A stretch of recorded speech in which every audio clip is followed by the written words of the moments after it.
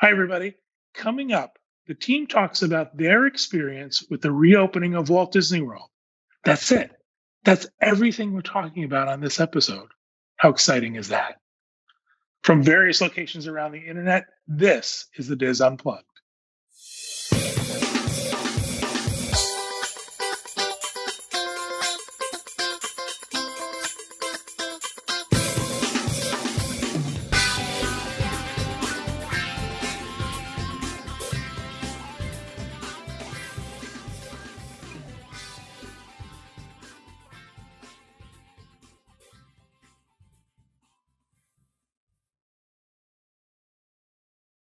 Hi, everybody.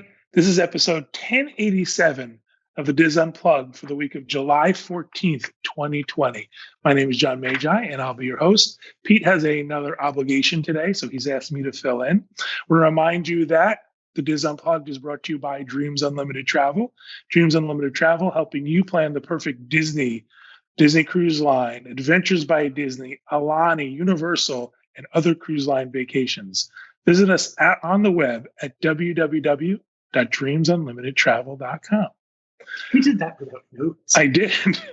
Wow, I can remember 3 lines, and that's it. Thank you, everybody, for joining us. I truly appreciate it. As I mentioned, the entire episode this week is going to be the team sharing their experiences with the reopening of Walt Disney World. Each of us did something different. We had different experiences. We want to make sure we bring you that. And I feel like this is enough of a conversation to fill the whole show. So I didn't think we needed any other topics or any news to fill it out. But before we get started, I do want to start with a little bit of a disclaimer. I think what I'm going to do first is I'm going to introduce everybody, and then I'm going to come back to my disclaimer. So joined from via Skype, we have Kevin Close. Hi, everybody. Denny Sunderly. Hey there. Jackie Galley. Hi, everybody. And our producer, Craig Williams. Oh, hoi, hoi. Wanted to make sure I got that in. So again, I'm going to go back to my disclaimer. We are not tone deaf to the fact that coronavirus and COVID-19 is still very pervasive. Jackie's doing something that's bothering me. I don't know what she's doing. Like just in general? Sorry about that.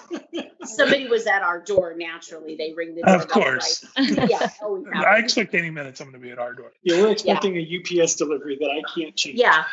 Yeah. So again, we want to make sure you guys understand. We fully appreciate and understand how bad coronavirus and COVID-19 is in the state of Florida. We are all in the state of Florida. We're all doing our best to stay safe and stay healthy. We don't want this to come across as you should rush to Walt Disney World and you should come now and everything is perfect. We're just sharing with you our personal experiences of our days there in Walt Disney World. While Walt Disney World is a bubble, and you're going to find out, no spoiler alert, we think they did a great job. It does not exist in a bubble in Florida. So you have to get there. So we don't want anyone to think, oh, good, I'm going to come to Walt Disney World and everything is perfect and fine, and I'm going to be perfectly safe. We understand that people have different opinions and have different thresholds of risk. You need to do what's best for you. And we present that in that light. We also have to talk about the fact that if you're from the Northeast, you're supposed to quarantine yourself for 14 days if you come to Florida. There's no one at the Florida-Georgia line with a net. Who's a net? I know. I set that up for you. Funicello. Yes, a net Funicello.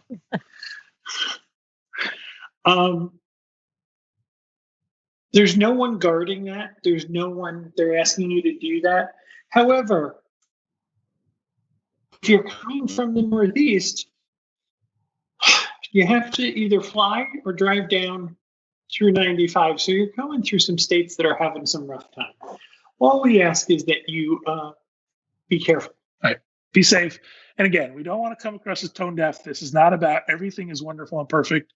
We totally get the situation at hand right now, especially in Florida. All right, so let's get started. First of all, I want to go around the room. I want to go around the Skype, and I want to check in with you guys. Denny, how are you feeling? I know you've been in the Magic Kingdom couple of times. You've been to Disney Springs. How do you feel in general? Are you okay? You feeling healthy? Yeah, absolutely. Everything is A-okay. Felt good about the visits that I made to the Magic Kingdom. I was there on Thursday for AP previews with Craig, and then was there again on Sunday. So after the official reopening, so I haven't been back to Disney Springs this week yet, or this past weekend, but I hope to get there later on in the week. So we'll see how things are going over there. As in a way of an update. But yeah, no, felt great about being in the Magic Kingdom. Excellent. This time. Jackie, how about you? Are you feeling okay? Do you feel like maybe you got sick or anything as being exposed to anything? You guys doing okay? We're doing great. I feel like Disney has really made it easy for us to keep our hands sanitized. And so we really took advantage of doing that. We were really careful not to touch our faces. And so I'm so happy that we're doing good. It was interesting. It was very different this time. So, and Craig, how about you? I think you've had probably the most exposure to the parks than all of us. How are you feeling? How's Kylie feeling? I'm feeling fine. Honestly, I've been in the parks a lot. So besides all the times I've gone to Universal, I've been to Magic Kingdom now 3 times and Animal Kingdom 1 time. So I've put in my fair share of park time. And honestly, the only thing I've been concerned about is basically every time I've gone into the parks, I've been in for pretty much the entire day. I think Animal Kingdom, one of the times I was at Magic Kingdom, I only was there for like 2 hours. And the time I was at Animal Kingdom, I stayed the entire day minus an hour. So I'm just like worn out completely. And so I've been very conscious of that because, of course, the more tired I get, the more I'm going to expose my immune system. So that's the main thing I've been pretty concerned about, is that I'm getting overly tired. So I'm doing a lot of like vitamin C and just vitamins in general and trying to sleep as much as possible. And so now that I'm finally rested after like the past entire week, I feel great. I don't think if I was exposed to anything, then, I'd have to say that I would be one of those asymptomatic people, because I feel great. And so, yeah, that's just me. Good. I think you're more health conscious, and you run and you take care of yourself. We went to the Magic Kingdom and I felt like I ran a marathon, and I was there like 3 hours, but that's because I've been sedentary for 3 months. And then yesterday I had a sore throat and I was tired, and that was it. Kevin, I have it. I have coronavirus. I just know it. And of course, I took a nap and I feel better. Get a cup of tea and a 20-minute nap cured it. I'm going to the hospital. So what are your symptoms? My throat tickles and I'm tired. Okay. Yeah, you probably had it. Probably. With the ventilator. Exactly. All right. So good. Everybody's feeling good. We're happy about that. We make sure nobody is sick from that. I also want to point out too, for the folks at home watching, I want to make sure you guys understand too that we as a company did not force anybody to go to the parks. As a matter of fact, Pete sent out a couple of emails that said, you are not required to go. You're required to cover it. This is strictly on your own and your own decision.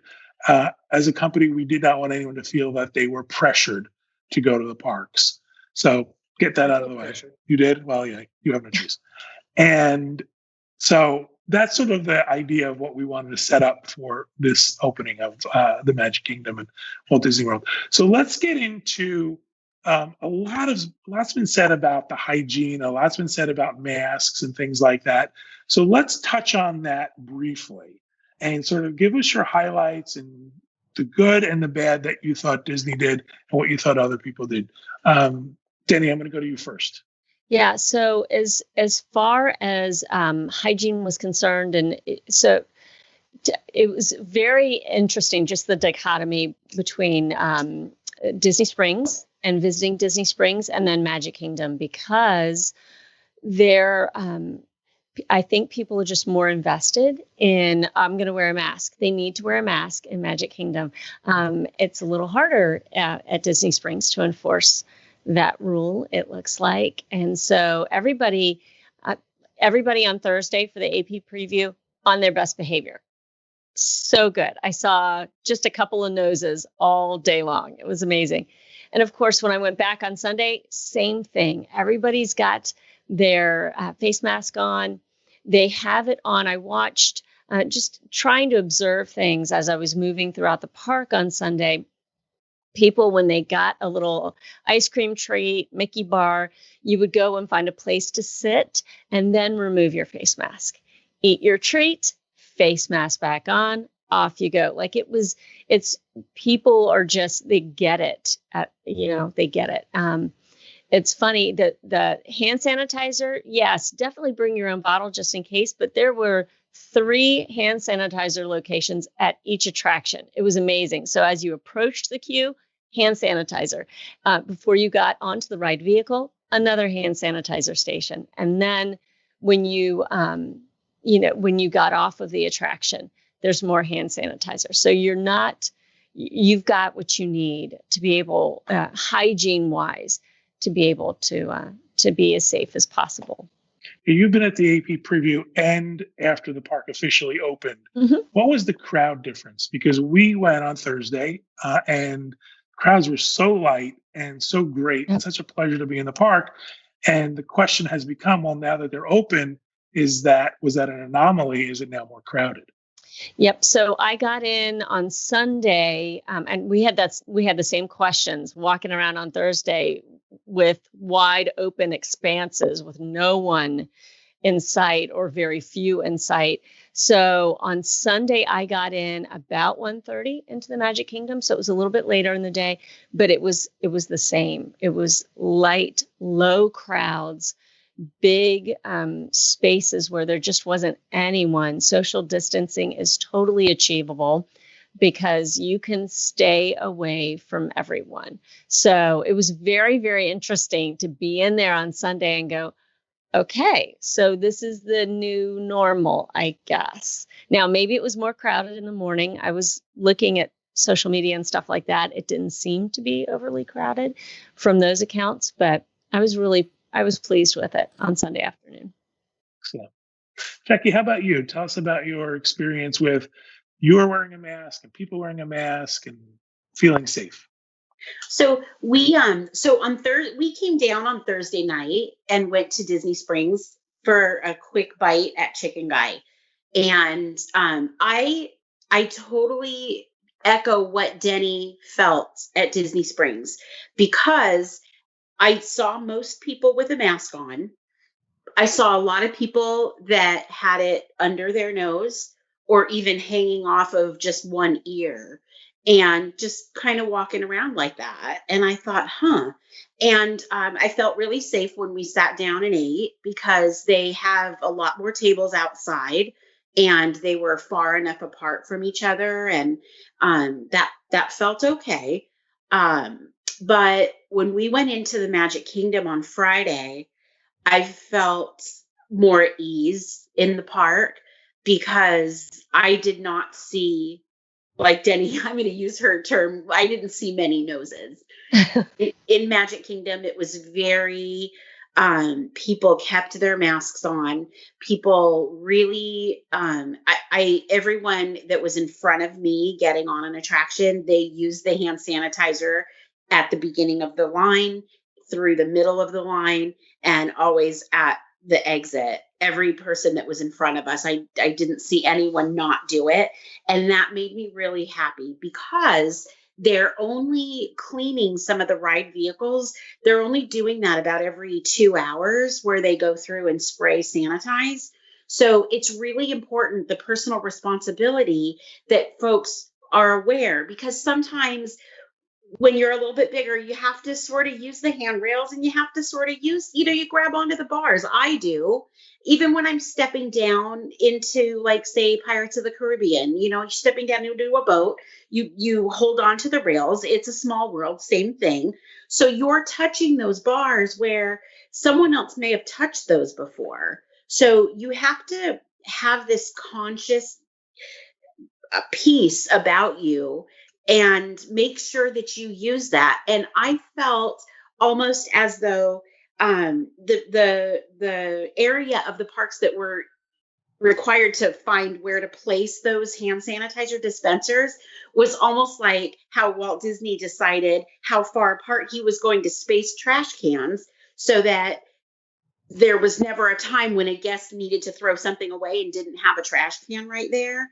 I did not feel that there was a time that I needed hand sanitizer and didn't have it readily available without having to dig through my bag. I want to go back to the Disney Springs versus the Magic Kingdom for a moment, since you both have the same general experience in both. Do you think that the reason for people not being as diligent wearing masks at Disney Springs was enforcement, or do you think it was more of a like at the Magic Kingdom? To me, it was more like you have to do this to go into this park. Maybe at Disney Springs, people didn't feel that there was that sort of you have to wear this to be at Disney Springs. What do you assign that being more lackadaisical to at Disney Springs? So in analyzing it, I wonder if it's just a difference in level of investment. With Disney Springs, we as locals treat it as a mall, or that's the place to go hang out on the weekend night, or grab something from a shop that you need. So you'll have locals who come in, and maybe some are living under a mask mandate and some are not. And okay, so there just might be different levels of investment in the whole wearing of the masks thing. I have seen cast members turn people right back around if they showed up to the temperature screen, even before the temperature screen, without a face mask. They've got to have that face mask to get in. So they know the rules. They know what needs to be done. But I think for us to get into the Magic Kingdom or in Animal Kingdom or Epcot or Hollywood Studios tomorrow, we know we've put out a chunk of money to be able to do that. And okay, we as an investment, I've invested into my day today. Part of that is that I need to wear a mask. And I would think that would be sort of the mindset of a lot of people, that Disney Springs really isn't Disney in the sense that they're not going to kick me out if I don't have to wear a mask. Jackie, is that how you felt that people were reacting? I do. And one thing too is that if you go into a store, you're going to have a mask on to go into the store. And otherwise, a cast member is going to say something to you. I've seen, people reporting that they actually will say, "I'm sorry, we have to have your face mask on in order for you to enter the store." So, but at Magic Kingdom, it's the same way with the attractions, with the restaurants, with everything, and everything is all right there. And even with the walk-up kiosks where they sell bottled soda, I actually heard a cast member say to a guest, I have to have you. She kind of backed up for a second and she said, "I'm sorry, I have to have you lift your face mask up before I can hand this to you." And so I thought, wow, okay. Mm-hmm. I like that they're sort of saying, hey, and I didn't see, I'll be honest, I didn't see that happening at Disney Springs. So at the time that we were there, it was a little bit later and the majority of the stores had already closed. It was about 8:40 when we started walking around. And I actually turned the family around and said, "Listen, you guys, I want to go. I want to go." Because you have to feel safe. Yeah, there were just people walking around without a mask, and they weren't staying far enough behind or beside us, where in Magic Kingdom, everywhere we went, there were lines on the ground that showed you how far you needed to be away from the people in front of you.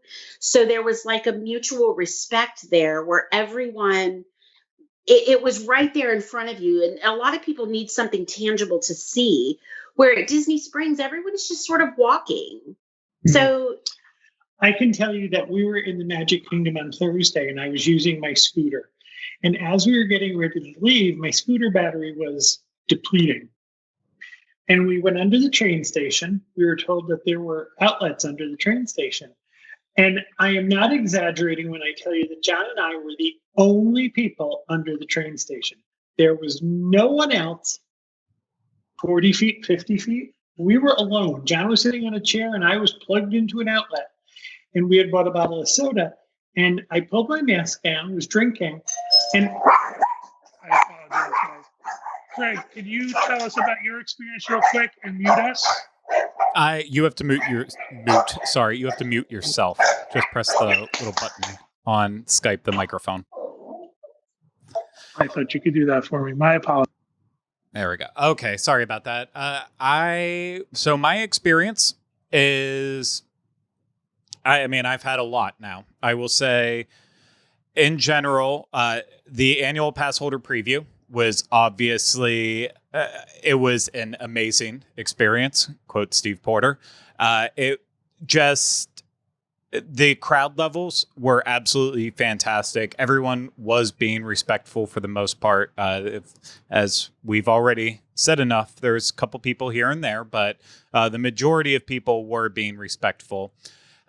Then Saturday, when Magic Kingdom opened, I just released my vlog about that one earlier today, and you can give it a watch after this if you haven't yet. And that day was definitely, I think the crowd size increased maybe a little less than half. It was definitely busier than annual pass holder previews, but it still wasn't overbearing.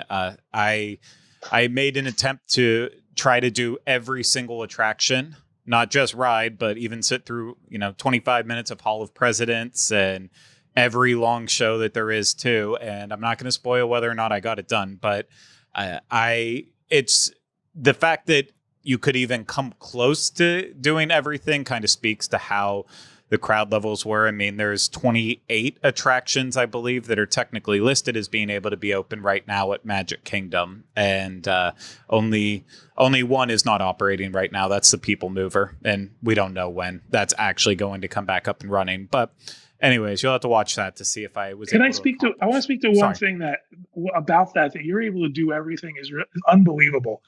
Or almost everything.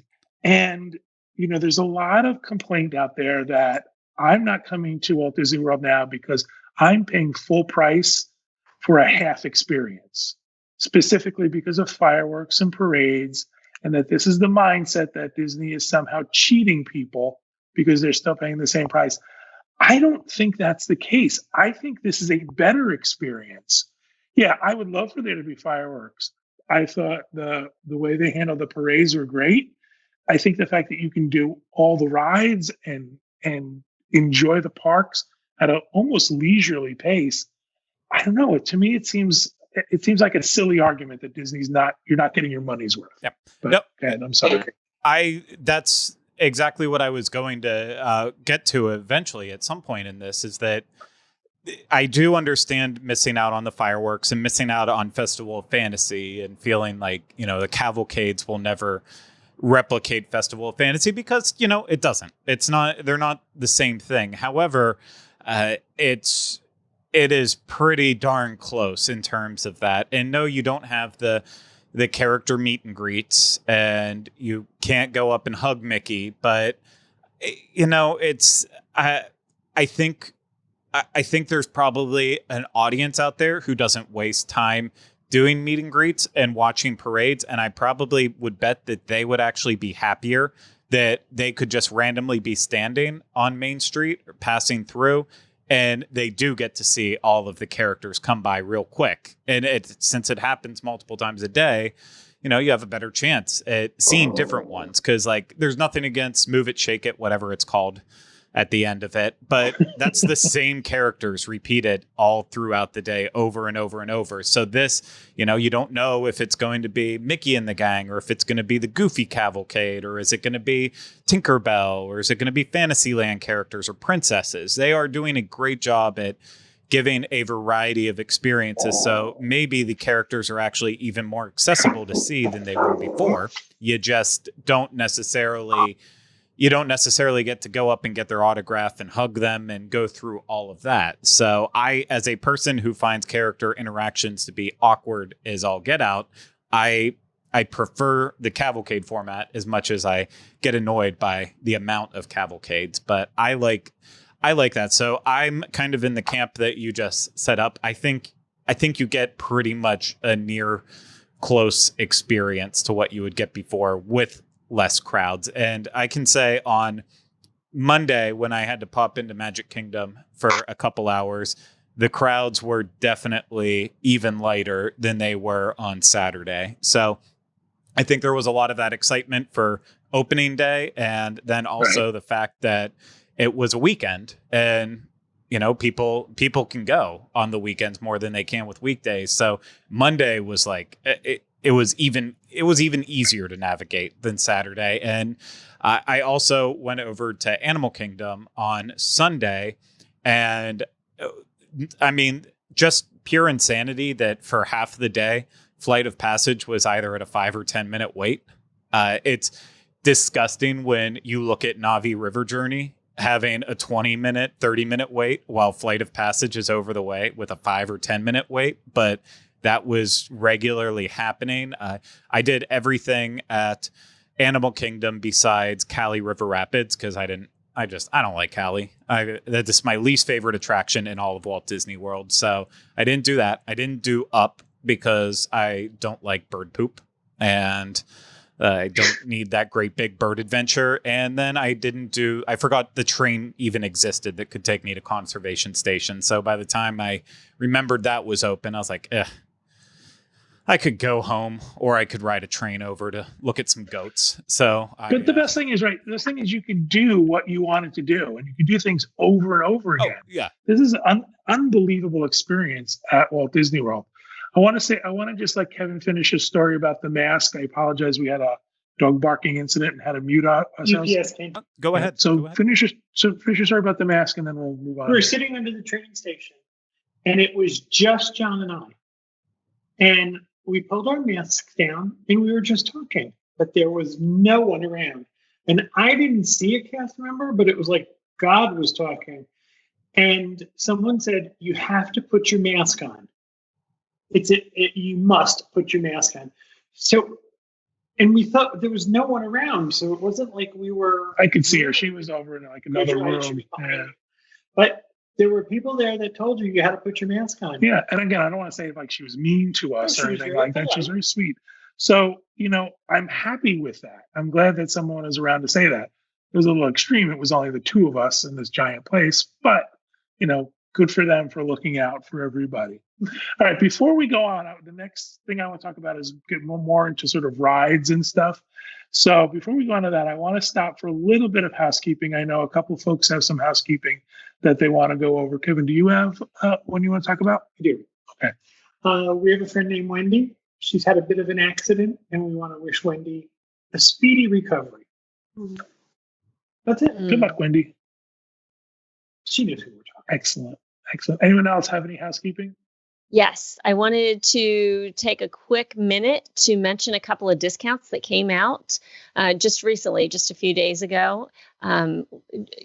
John and Kevin talked on this week's Dreams Unlimited Travel podcast about the fact that Disney is maybe trying to reach out to some of the drive community who can get here in a quick drive, that kind of thing. So they've put out a discount for Florida residents and then for annual pass holders as well. So annual pass holders can save up to 40% on a resort stay in the month of September. And so it's for stays most nights. You got to book by the 30th of September. And then you've got, just for a couple of examples, it's a 30% discount at Pop Century. The Fort Wilderness Cabins, which is a really big deal, is 35% off. And then at the Grand, the Yacht and Beach, the Poly, and the Contemporary, those are all in the 40% off category. So really, the amount of discount depends on the level of resort that you choose to stay at. But it's there if that speaks to you and that's something you want to do. Also, for Florida residents, same thing. So you've got to book by September 30th for stays most nights in September. You can save up to 35% off of the resorts. Just a couple of quick examples. Art of Animation is 25% off. And then you've got Caribbean Beach during the month of September is 30% off. So just a couple of discounts just to make you guys aware of. Unprecedented. Mm-hmm. These 40% off annual pass holder rates are unprecedented. So this it speaks to a lot of what Disney's experiencing with occupancy levels. I'm going to tell you this. I have no insider information. I have nothing to go by except my own hunch. I think you're going to start to see Georgia residents, Carolina residents, and maybe even Texas residents getting discounts similar to Florida residents. So that's something we may see in the future just because they need to harvest that drive market more and tap the people who would come, who don't need to fly and all of that good stuff.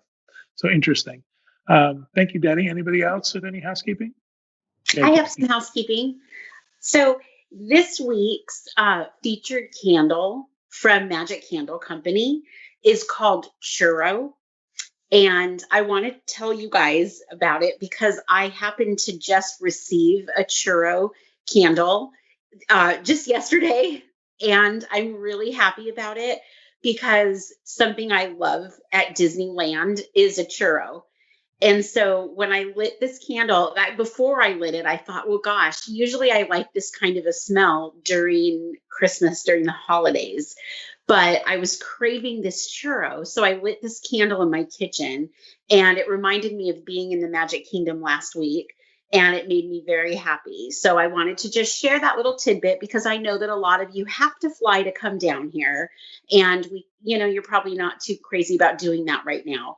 But if you want the smell of a churro in your kitchen, head over to magiccandlecompany.com. And when you check out, use code DisneyInfo in your checkout and you'll save 15% on your entire order. Excellent. See, now that would just make me hungry. If my kitchen smelled like churros, I would just be mad that I couldn't have a churro. Oh dear. I also want to say, if you guys are looking for information about what's open and what's closed and how things are going, Jackie's done an excellent job with sort of taking all that information, putting it together in one place and on the site. So make sure you check that out. She's done a really good job of keeping up with everything. There was a while there where information was changing by the second. So having it all in one place to reference is really excellent. So good job, Jackie. Oh, thanks. Thanks. And if any other thing that needs to be added or you hear something, send us an email. content@wdwinfo.com. Let us know. Excellent. Any other housekeeping? I will just say I was able to socially distance meet a lot of people over the past week because between the park reopenings and then my little stay at the Polynesian and a lot of the repeating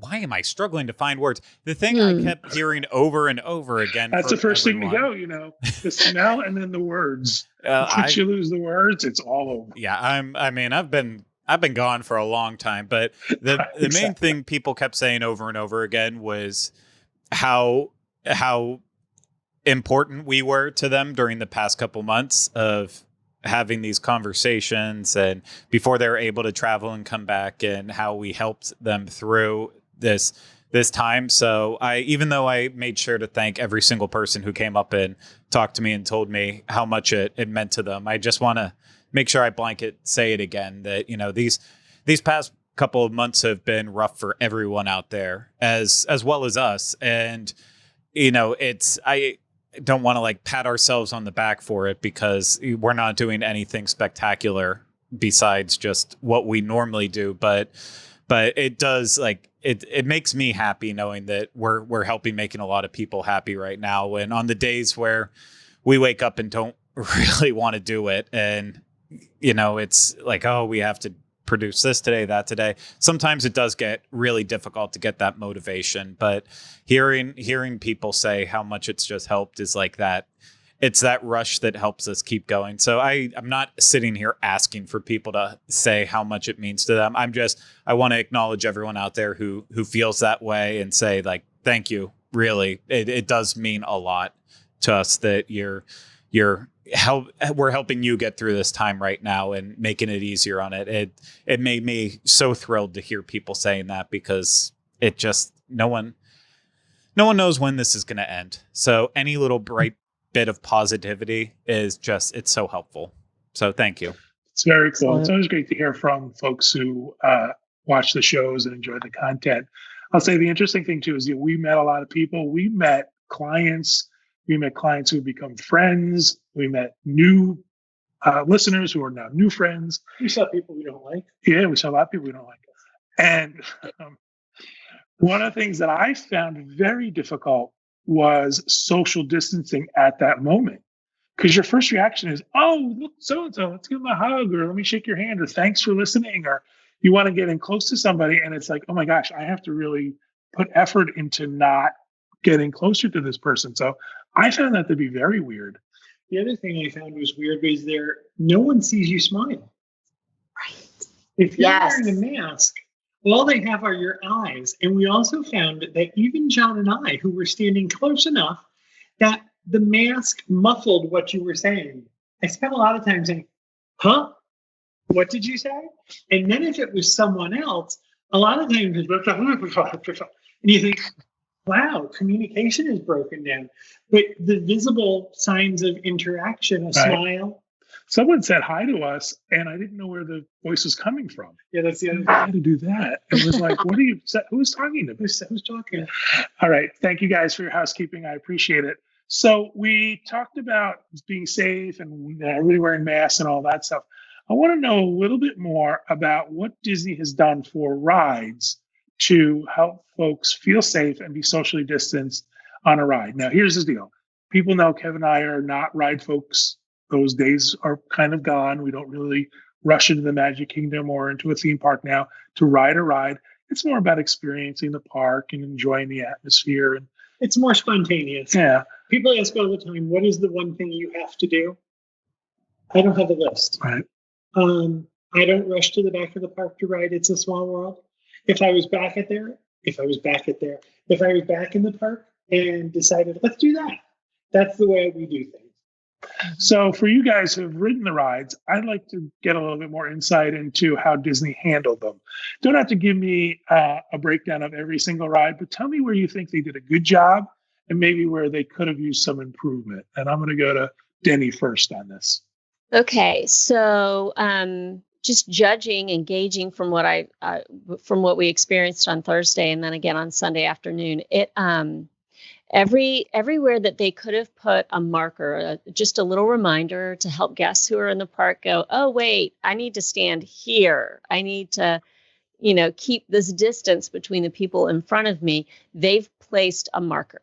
So throughout the queue, for an attraction, you're gonna be instructed exactly where to stand, and it's nice just to have those stripy big markers on the ground to know I've got to park it right here. I go no further until the party in front of me moves forward.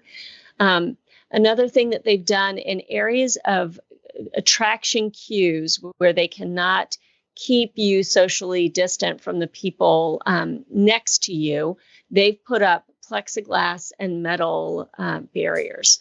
You're So talking there's about a like, queue where there might be a double back, right? yep, Where exactly. one part of the queue goes this way and one part of the queue goes that way. Yep. So you're saying between those two. Okay. Yeah. So you've got a switchback going on, or the loading chute for Big Thunder Mountain Railroad. So think of that chute that you walk down to get down onto the platform to load the trains.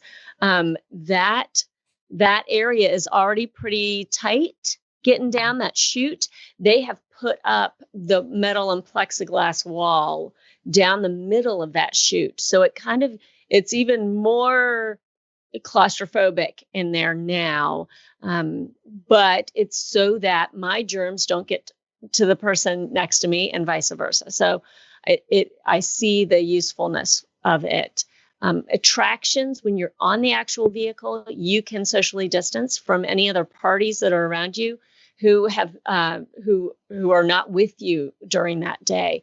They'll put just a few in each vehicle, or they'll try to space out those, if they can keep social distance, if they can keep 6 feet in the same ride vehicle, they'll put you there. But the cast members are very versed in exactly how to load. And it's amazing how they keep track of all these things, but they are so good at making sure that all the boxes are ticked and checked off before that attraction vehicle leaves the loading area. Excellent. Was there a place where you thought, wait, I don't feel safe on this ride? That maybe they didn't do enough for this ride. I wouldn't feel safe riding it again. Or was there any place where that was a issue? Any time, not necessarily, but any time that you have to touch something, it kind of, to make that vehicle go, that gives me pause. I wanted to ride the Astro Orbiter. I was watching those rockets spin around on Thursday when we were there, and we didn't get to it. And so Sunday, right before, I looked at my watch and we had 6 minutes before park close. And so I made a beeline over to Tomorrowland and asked the cast member if it was still okay. Absolutely, head on up. So in order to make that rocket go up, you've got to pull back on the throttle that's there, the stick. So I had to touch that. And a lot of times I can make it on and off of attractions without touching a whole lot of things, but you've got to do your buckle there. You've got to touch that throttle, be able to go up in the air, that kind of thing. So that kind of gave you pause. It did. It made me stop and think for just a second. But I still did it because it was so much fun to be one of 3 people on the Astro Orbiter. So it's all good. Cool. Jackie, what about you? Tell us about your ride experience. Maybe something that impressed you and someplace where you thought, well, this is you could have done a better job. Sure. So I mostly have the same experiences that Denny had with everything that we chose to ride on Friday. Next time we should let Jackie go first. Yeah, really. Yes. So the thunder isn't stolen. That's okay, though. That's okay. Because like Denny, I had to pause for a moment when we were standing in front of Buzz. I was dying to ride the People Mover, so we headed over to Tomorrowland. I wanted to get on that so badly, but it was closed. And we stood there for a minute trying to think of what to do next. And I was looking over at Buzz. We all love that ride. We're competitive. And we were wanting to get on it. And I thought, you know what? I'm not okay with riding Buzz right now because I don't think that they're like giving you a plastic glove to put on your hand and then you throw it away. I don't happen to have any plastic gloves in my bag, and I don't want to touch the blaster. I don't want to touch that. I'm sure that Disney, I was thinking, I was kind of talking myself through it, and we didn't ride that attraction. And it's not necessarily that Disney didn't do anything that they should have done, but it was all me, and it was all, I just don't think I want to have to touch a ride. Mm-hmm. I loved the specific part that Denny described about Big Thunder Mountain Railroad, because I was thinking about that very spot where you walk down that chute, and I was trying to figure out what they were going to do so that people weren't standing right next to each other. And I was really impressed by the way they did that. And I was also really impressed by the way they hung the chains or ropes in their switchbacks to skip a row so that people would um not be standing next to each other in the switchbacks, but they also did it carefully so that they were not too close to the people in front of them or behind them. So it wasn't just as easy as putting the strips down every 6 feet, because they had to really, you know, because what if two strips were together but in separate rows? So you would have been 6 feet apart, front to back, side to side. They had to take that into consideration too. So Yeah, they did. Good for them. Yeah, I'm impressed by it, really, because it wasn't just a let's slap this together real quick. It was really a thought process. And I think I felt like their goal was to make people feel safe, because let's face it, if people don't feel safe, they're not going to come. So, Exactly. yeah. I mean, I really, Excellent. Yeah. Thank you. All right, Craig, same question. And I know you're one of the few folks, actually the only person on the panel today who's been to Animal Kingdom. So maybe you can give us some Animal Kingdom ride insight, but also what did you think they did right? And what do you think they could have done better, or something that gave you a second thought to ride it? Oh, okay. Buckle up here. So I'm going to keep this brief and short. We only got 10 minutes. Okay. Very Sam Eagle of you there. I'm going to give you a 3-hour glorious finale to this episode, but I've got 90 seconds. Mostly about America. You got a minute and a half. So, okay. I'm going to basically say, first off, I completely agree with everything that Denny and Jackie already said. The main ones that I got weirded out about were pretty much the ones where you had to touch stuff, but that's like Buzz, Astro Orbiter, Dumbo, flying carpets. A lot of that can be fixed just by having wipes or your own sanitizer as well, too. Since I had my camera and my phone, a lot of times, I wanted to have my wipes. So as soon as I'm done touching something, I can wash that off and then make sure my camera is also wiped too and my phone's wiped, because it's about trying to stop that immediately as possible. So even though they're doing a great job of offering hand sanitizer before you get on, as soon as you enter a queue and after you get off, if you're going to touch anything in those in-between times, make sure you have your own sanitizer and such, so that way you have that extra level of protection. I know we've talked about like gloves, disposable gloves and stuff. I know that's not in the cards for everyone. So just extra sanitizer and stuff, and make sure you are washing your hands. Sanitizer will just layer up eventually and gross out. Wash your hands often and for 20 seconds. Enough of that PSA. The main thing that I really hated, though, more than anything else, I went into Philhar Magic. I did all of the indoor stuff, like I said, Philhar Magic, Hall of Presidents. It's weird to me that, like, in Philhar Magic, it's a big open auditorium that they are spacing out every other row, and then there's at least minimum 3 seats between you and anyone else you're sitting beside. But it's not only super air conditioned, but then they also have all of the water effects going off in there, and then like blowing spouts of wind at you and such. And I'm like, okay, this is a freaking nightmare. You think it's just currents of coronavirus heading towards your face? Yes. Is that what you imagine? So that's literally what I imagined. So I kind of foresaw this being a thing. I hadn't heard anyone saying that the effects were off. So I made sure I wasn't sitting. I had no one in front of me. I was as far like to the left as I needed to be away from people. And as soon as those effects started, like, during the Be Our Guest scene, when the bottle corks pop off and it starts like spitting air into your face, I'm like, nope, this is so dumb. Why do they have this? And I was noticing that a lot. Attractions where they have effects off, I'm like, they actually don't probably need those off because it's open air, it's not inside. And then stuff like Philhar Magic, we're in the worst environment you can be in. We're all indoors, we're all in air conditioning that's circulating, and then we're gonna throw water on your face and spray air in your face too. So that was something I don't think was done right. They need to turn those effects off. They don't need them on to make that show entertaining. It just, you don't need it. So that's my opinion on that.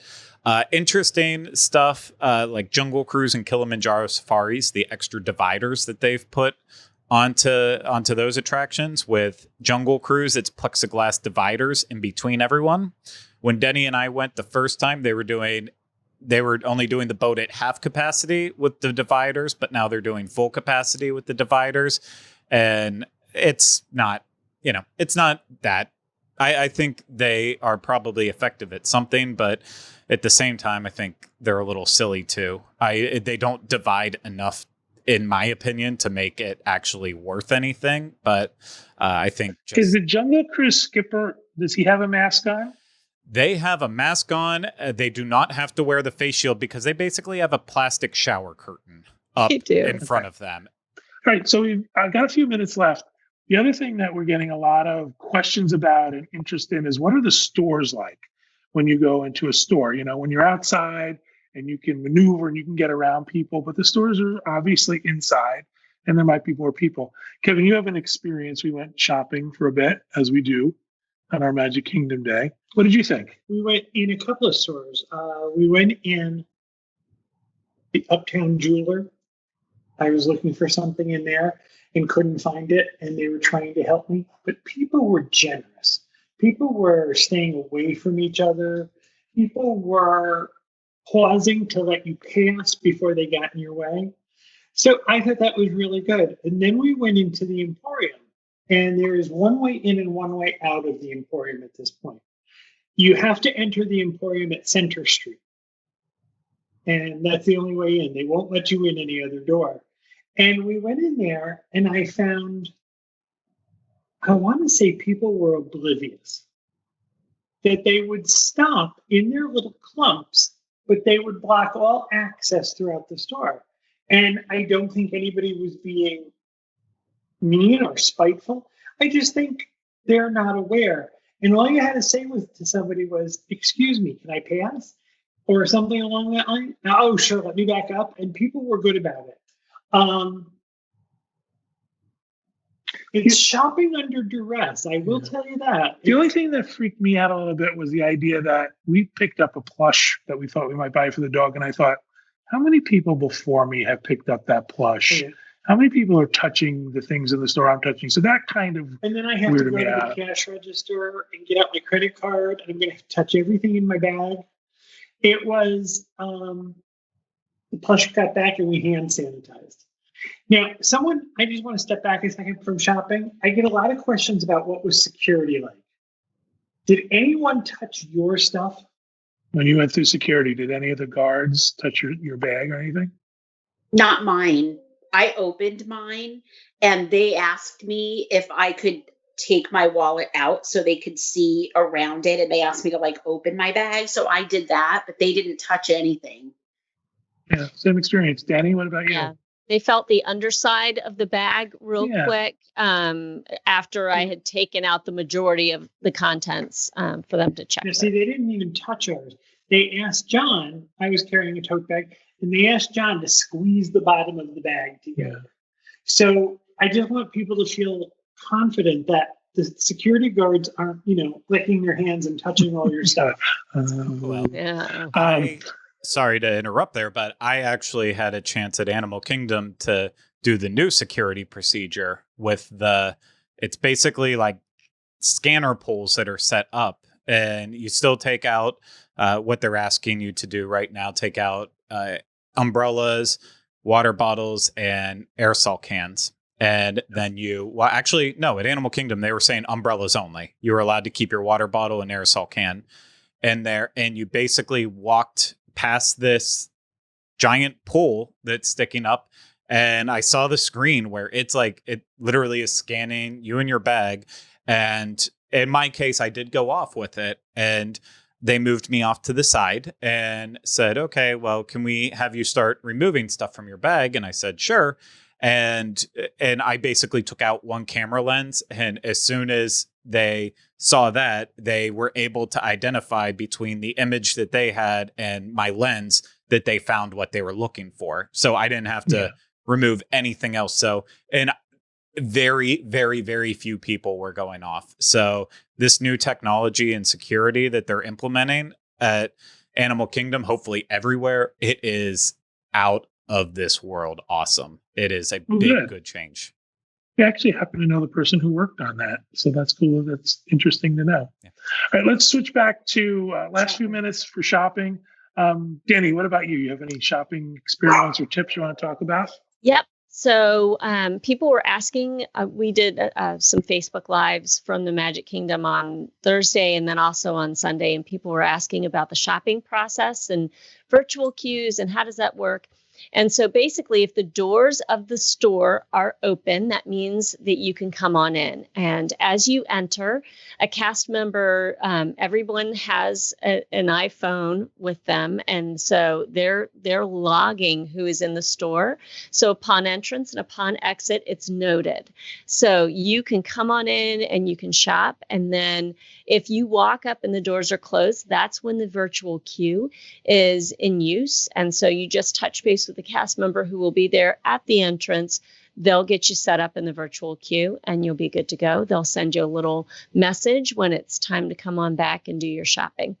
Did you experience any of the virtual queues? Because every place we went, there was no need for them. Yep. Okay. No one counted us going in and out. Yeah, they did actually. They had an iPad and they put in your count. You didn't see it. And that, what I thought was cool is that went to everybody because as you left, wasn't paying attention. No, he wasn't. He was on a mission. Yeah, they're very discreet about it. If you don't have an eye on them, you may miss that, which is lovely. It's lovely. So when you're in the store itself, you'll notice, taking the Emporium and the confectionery as examples, you'll notice that some of the merchandise rounders that would normally be in the center of the store have been removed. And there's more open space to be able to navigate the shop. Just like Kevin said, there's one way in and there's one way out, and never shall the two meet.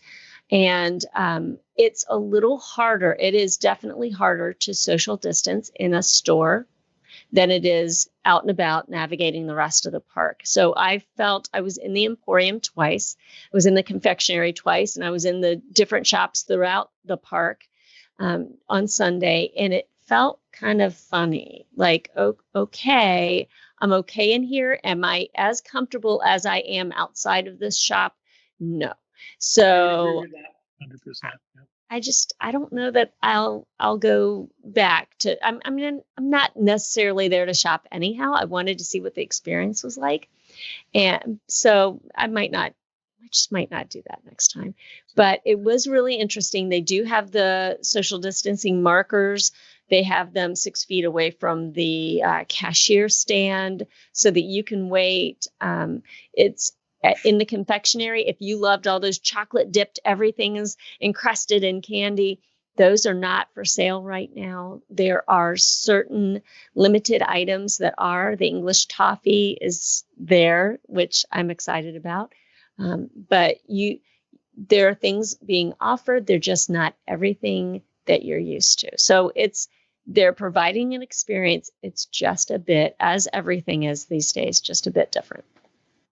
Excellent. Jackie, what about you? Do you have a shopping experience? Well, we went into one of the smaller areas over at the exit of the Winnie the Pooh attraction. We went into that shop just, to kind of poke around because my sister-in-law's pregnant and I always find something really fun for a baby in that little shop, with the little Pooh characters. And I was a little bit, I had to stop and think for a minute, is this going to be okay? Because it's such a small area, but we did okay in there. We didn't go through the shops on the way into the Magic Kingdom because I was really apprehensive about it. But after the experience of being in the little shop by Winnie the Pooh, we did go through the Emporium side of things on our way out.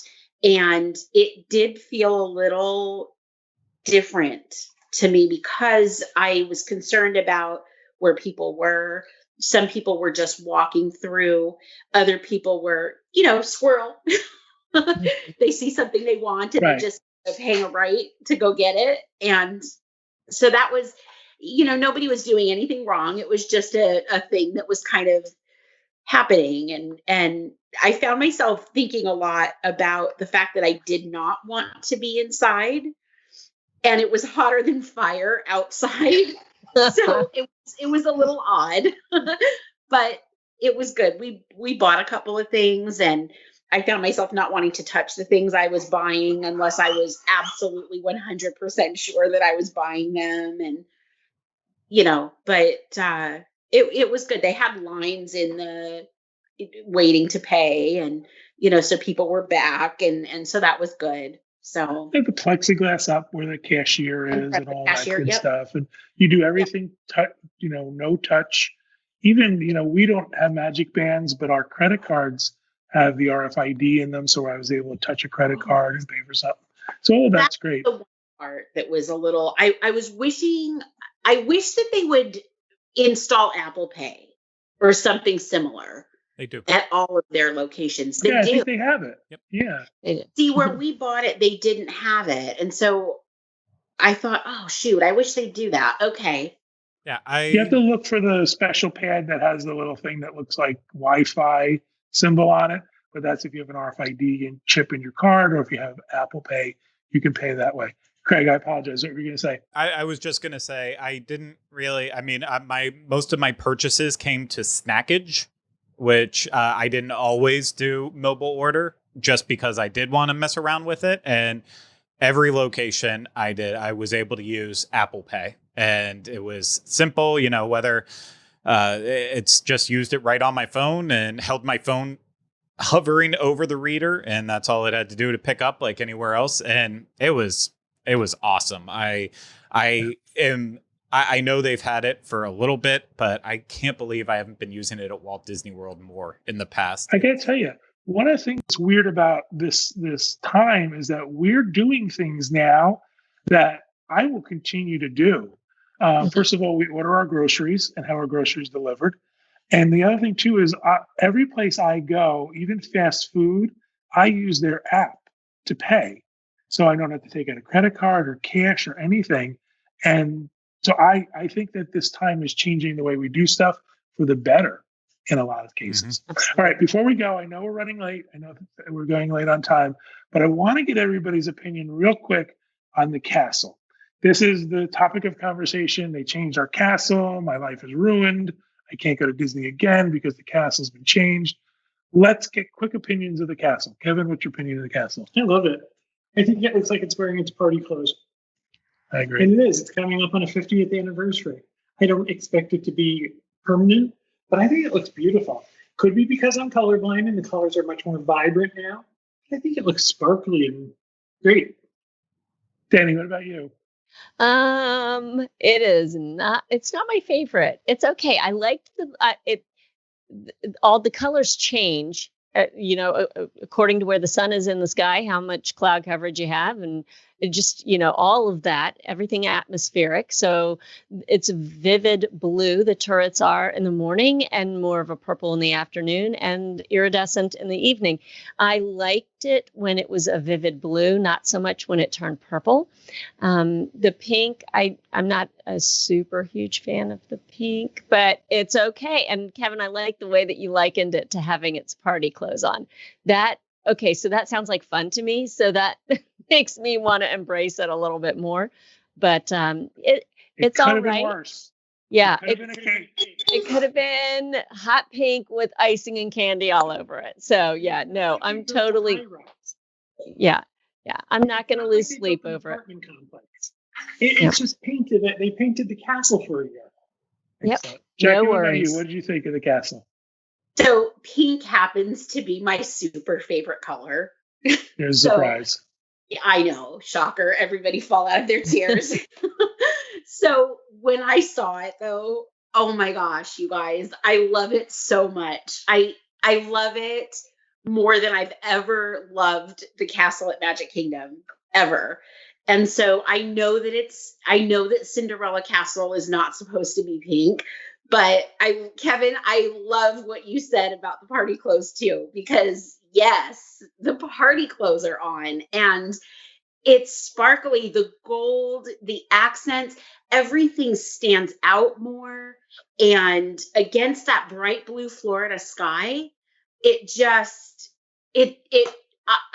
there were benches right in front, I would have been perfectly happy sitting right there staring at that castle for the rest of the day. I just loved it. It just looks dressed up. Excellent. It All right, does. Craig, what about you? And we have 30 seconds. I mean, I hate it, but I'm not. It's a castle, so I'm not gonna sit here and pretend like it's actually important what I think of the colors. I don't care for it. It doesn't visually appeal to me, and I don't mind it in the evening, and I could see it from afar at the Polynesian with all the lights on, and I didn't mind it as much then, but in the middle of the day when it's bright and shiny, I was like, ugh, I would not wear this outfit. So I also don't like looking at it on that. So that's my thoughts. Great. Well, great. Everyone, What do you think? I think it looks great. I really enjoy it. Again, I have PTSD to the time when it was a cake and when there was a sorcerer's hat in the studios. I didn't care for those things. So The big Epcot. yeah.